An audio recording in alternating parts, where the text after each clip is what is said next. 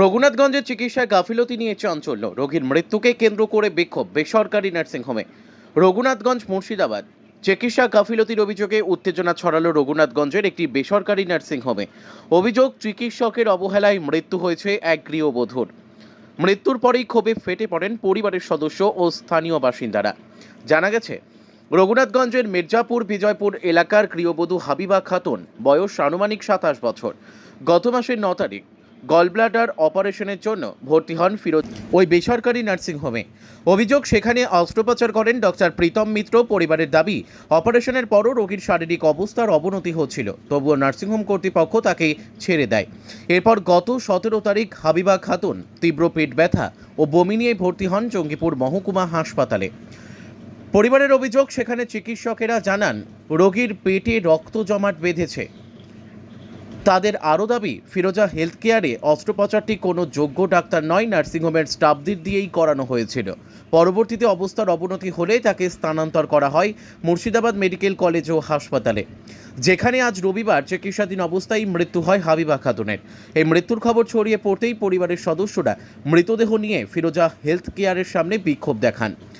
ঘটনাস্থলে ব্যাপক উত্তেজনার সৃষ্টি হয়। খবর পেয়ে রঘুনাথগঞ্জ থানার পুলিশ বাহিনী ঘটনাস্থলে পৌঁছে পরিস্থিতি নিয়ন্ত্রণে আনে।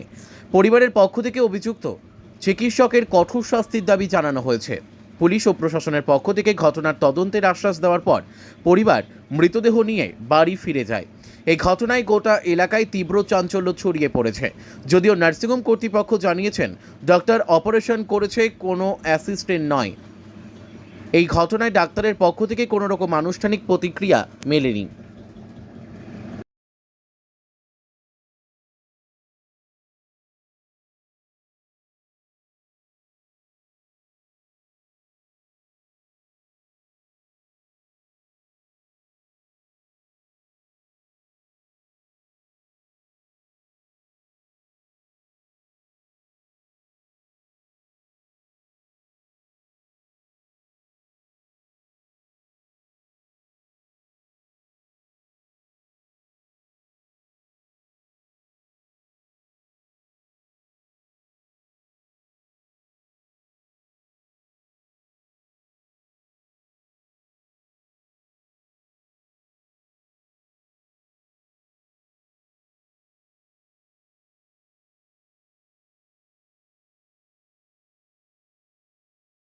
দুর্ব্যবহার করেছে, বলার কিছু নেই।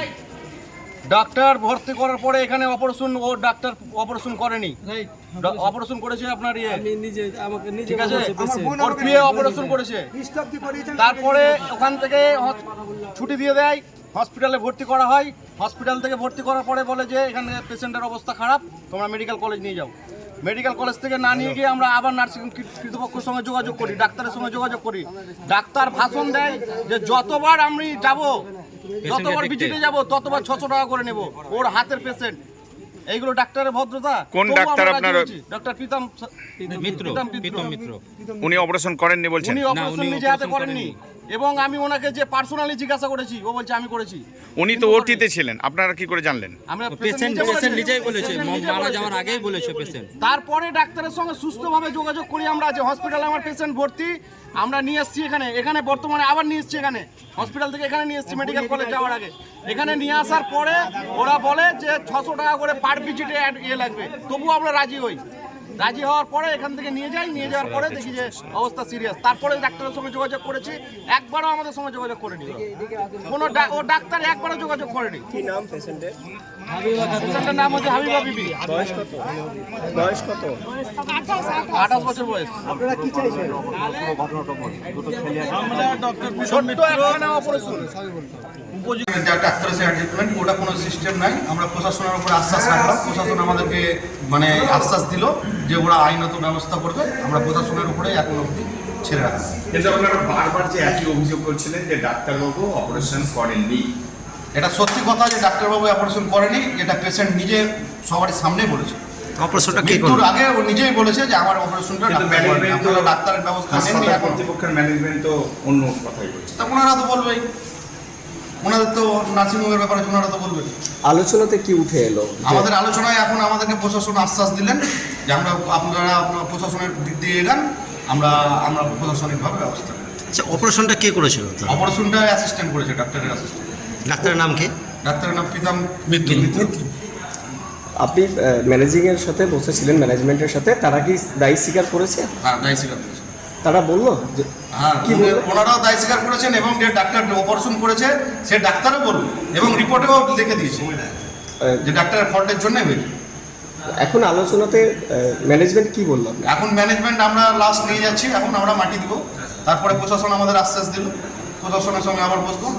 লিখিত অভিযোগ করবেন? হ্যাঁ, অবশ্যই লিখিত অভিযোগ করবো। আপনার নাম? সুরাজ।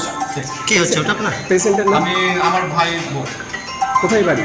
মির্জাপুর। কি নাম পেশেন্টের? হাবিবা খাতুন। হাবিবা খাতুন। কখন ভর্তি হয়েছিল? ভর্তি হয়েছিল এখানে 9 তারিখ। 9 তারিখে। 9 তারিখ। আর কখন মারা গিয়েছে?